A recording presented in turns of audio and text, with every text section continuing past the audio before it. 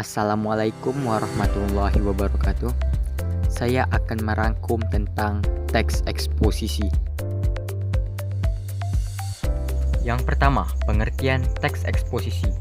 Eksposisi adalah salah satu jenis pengembangan paragraf dalam penulisan yang dimana isinya ditulis dengan tujuan untuk menjelaskan dan memberikan pengertian dengan gaya penulisan yang singkat, akurat, dan padat.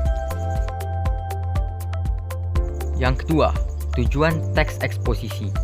Tujuan teks eksposisi untuk menjelaskan informasi tertentu agar bisa menambah ilmu pengetahuan pembaca, sehingga dengan membaca teks ini, maka pembaca akan mendapatkan pengetahuan secara rinci dari suatu hal atau kejadian.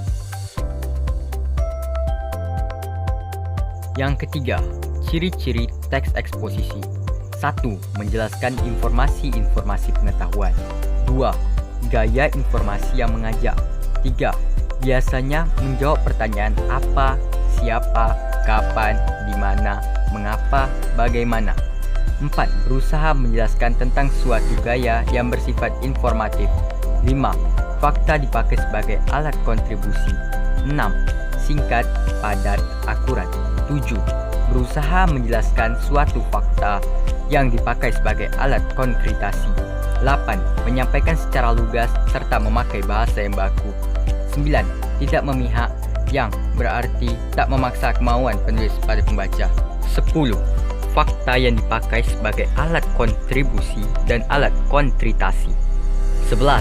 Paragraf eksposisi umumnya menjawab tentang akademika. Keempat, ciri kebahasaan teks eksposisi. Yang pertama, menggunakan pronomina, jenis kata yang menggantikan nomina atau frasa nomina.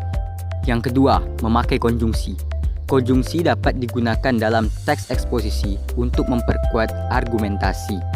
Ketiga, memakai kata lesikal tertentu atau kata yang mengacu pada kamus, merupakan kata mengacu pada benda, baik nyata maupun abstrak. Dalam kalimat berkedudukan sebagai subjek, dilihat dari bentuk dan maknanya, ada yang terbentuk nomina dasar maupun nomina turunan.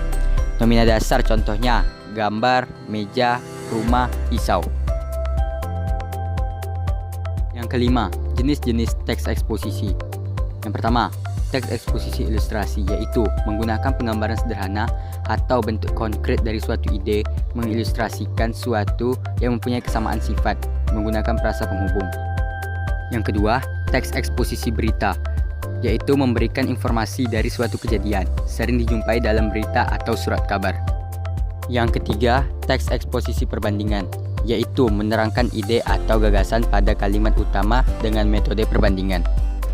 Yang keempat, teks eksposisi proses, yaitu berisi mengenai panduan atau tata cara berbuat sesuatu.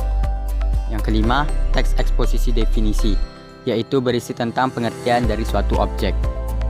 Yang keenam, teks eksposisi pertentangan, yaitu berisi pertentangan antara sesuatu objek dengan objek yang lain, biasa menggunakan frasa penghubung, meskipun begitu, akan, tetapi, sebaliknya. Yang ketujuh, teks eksposisi analisis, yaitu proses memisahkan suatu masalah dari suatu gagasan utama menjadi beberapa subbagian, kemudian melakukan pengembangan secara berurutan. Keenam, struktur teks eksposisi. Ketiga, struktur penyusun teks eksposisi sebagai berikut. Yang pertama, pernyataan pendapat, tesis. Bagian teks yang berisikan pernyataan pendapat, tesis, penulisan disebut sebagai bagian pembuka. Yang kedua, argumentasi.